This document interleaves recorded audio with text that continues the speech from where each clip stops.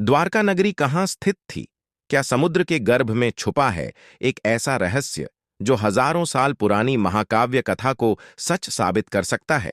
क्या भगवान श्री कृष्ण की द्वारका नगरी वास्तव में डूब गई थी, या यह सिर्फ एक पौराणिक कथा है? और अगर डूबी थी, तो वह नगरी आखिर स्थित कहाँ थी? आज हम इस रहस्यमयी नगरी के हर पहलू पर रोशनी डालेंगे, जो इतिहास, धर्म और विज्ञान के संगम का प्रतीक है। अंत तक जुड़े रहें, क्योंकि यह कहानी आपको सोचने पर मजबूर कर देगी। द्वारका नगरी का धार्मिक और पौराणिक महत्व। द्वारका नगरी का नाम सुनते ही हमें भगवान श्री कृष्ण का स्मरण होता है। पुराणों के अनुसार यह नगरी स्वयं भगवान विष्णु के अवतार श्री कृष्ण द्वारा स्थापित की गई थी। महाभारत और भागवत पुराण में इसका उल्लेख मिलता है। इसे गोलोक की प्रतिकृति भी कहा गया है। लेकिन सवाल उठता है कि श्री कृष्ण ने मथुरा छोड़कर द्वारका क्यों बसाई? क्या मथुरा सुरक्षित नहीं थी, या इसके पीछे कोई गहरी रणनीति थी? भागवत पुराण के अनुसार मथुरा बार बार जरासंध के हमलों का शिकार हो रही थी।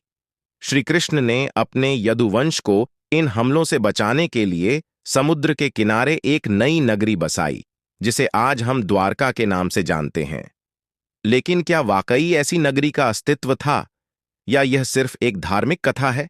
यह जानने के लिए आगे बढ़ते हैं। आज की द्वारका गुजरात के पश्चिमी तट पर स्थित है, जिसे गोहिलवाड़ द्वारका भी कहा जाता है। यह जगह अरब सागर के किनारे बसे कई प्राचीन धार्मिक स्थलों में से एक है।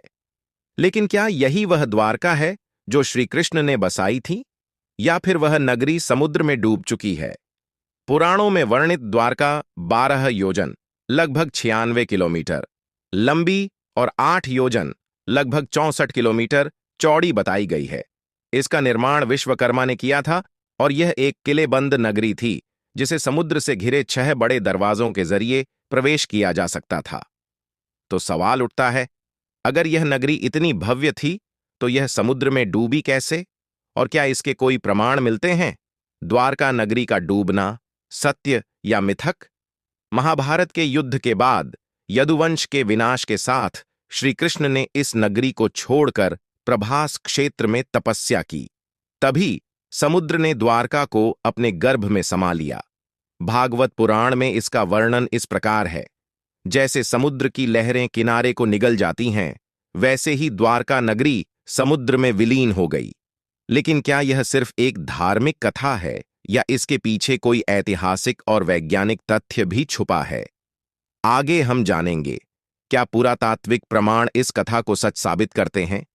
पुरातात्विक खोजें और प्रमाण। 1983 में भारतीय पुरातत्व सर्वेक्षण ASI और समुद्री पुरातत्व संस्थान ने समुद्र के भीतर द्वारका के अवशेष खोजने शुरू किए। गुजरात के ओखा और बेट द्वारका के पास समुद्र की गहराइयों में प्राचीन पत्थरों के खंभे, पानी के नीचे बसे घरों की संरचनाएं और सिक्के व बर्तन मिले। यह अवशेष लगभग 9000 साल पुराने बताए गए, जो हड़प्पा सभ्यता से भी प्राचीन है। लेकिन यह सवाल अभी भी बना हुआ है, क्या यह वही द्वारका है जिसे श्री कृष्ण ने बसाया था? इसके जवाब के लिए विज्ञान क्या कहता है, आइए जानते हैं। वैज्ञानिक विश्लेषण और समुद्र विज्ञान वैज्ञानिकों ने पाया कि गुजरात के तट पर भूगर्भीय गतिविधियों और समुद्री जलस्तर बढ़ने की वजह से प्राचीन शहर समुद्र में डूब गए। समुद्र विज्ञानियों का मानना है 5000 से 6000 साल पहले समुद्र का जलस्तर अचानक बढ़ा। द्वारका जैसी तटीय नगरी इस जलस्तर वृद्धि का शिकार हो गई। यह विश्लेषण इस कथा को संभवतः सच मानने की ओर इशारा करता है।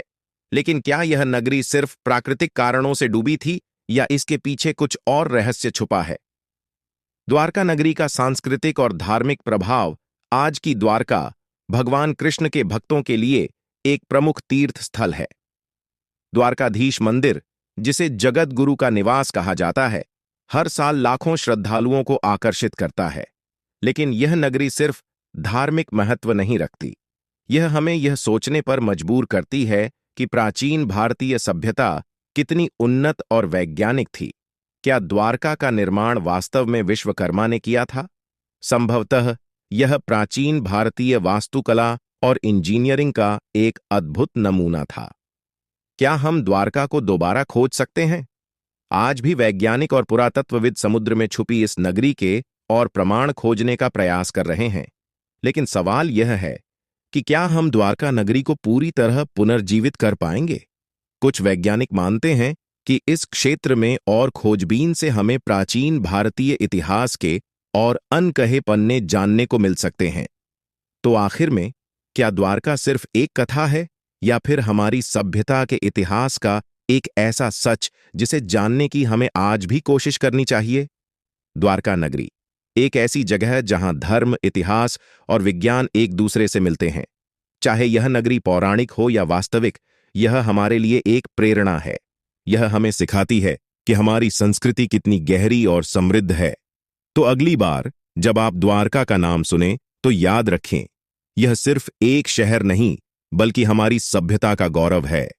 अगर आपको हमारी यह डॉक्यूमेंट्री पसंद आई हो तो इसे लाइक और शेयर करें और ऐसे ही और रोचक विषयों के लिए हमारे चैनल को सब्सक्राइब करना न भूलें। धन्यवाद।